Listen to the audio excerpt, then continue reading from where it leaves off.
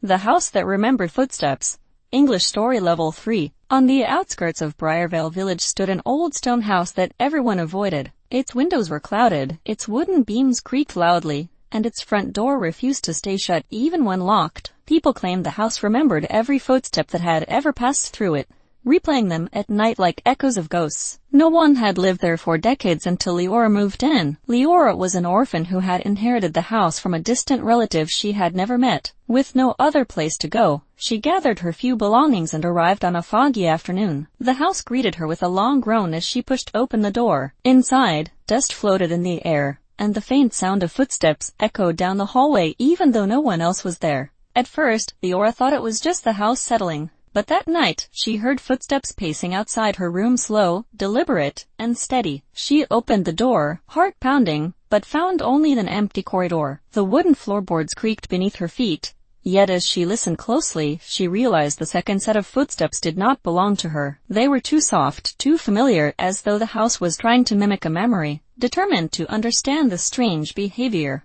Leora explored every corner of the house. The next morning, in the attic, she discovered a dusty trunk filled with old journals. They belonged to her ancestor, a woman named Alandra, whose handwriting curled across the pages like vines. As Leora read, she learned that Alandra had been a memory keeper, someone who could store memories inside objects to preserve them for future generations. According to the journals, the house itself was Alandra's greatest creation. She had woven her gift into its walls, allowing it to absorb and replay the footsteps of anyone who walked inside. That way, their presence would never be forgotten. But as the years passed and people abandoned the house, the trapped memories began to twist, confused and restless without new footsteps to balance them. That night, the footsteps grew louder. They rushed down the hall, circled her room, and paused outside the door. Leora stood trembling, but instead of fear, she felt a tug of sadness. The house wasn't trying to scare her, it was trying to speak. She whispered softly, telling the house she could hear it. To her astonishment, the footsteps stopped. The silence that followed felt almost grateful. In the following days, Leora walked through the house deliberately, letting her steps echo across the floorboards.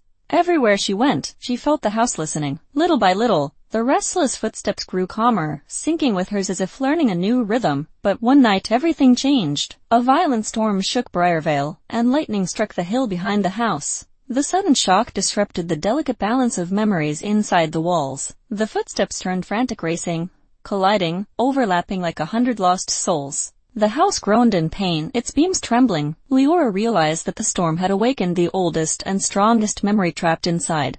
Alandra's final footsteps, recorded on the night she disappeared without a trace. Those footsteps were filled with fear, sorrow, and an unfinished message. Leora followed the frantic echoes to the basement, where a brick wall had cracked during the storm. Behind it, she found a hidden room lit by a faint glow. In the center lay a stone tablet inscribed with the last words Alandra had never shared. It explained that she feared her memories would fade, so she placed them all inside the house, hoping someone in her bloodline would one day understand them. As Leora touched the tablet, the echoes softened. The footsteps faded until only one pair remained, the gentle, steady rhythm of Alandra walking beside her. A warm breeze filled the room, though there were no windows. Leora smiled, realizing the house had been waiting for her to complete the story. With the hidden room now open, the trapped memories flowed freely through the walls. The house exhaled a long, peaceful sigh. From that night on, the echoes no longer roamed restlessly. Instead, they walked alongside Leora like friendly ghosts, guiding her through the halls and whispering ancient tales. The villagers eventually noticed that the once creepy house now glowed warmly at dusk, as though lit from within.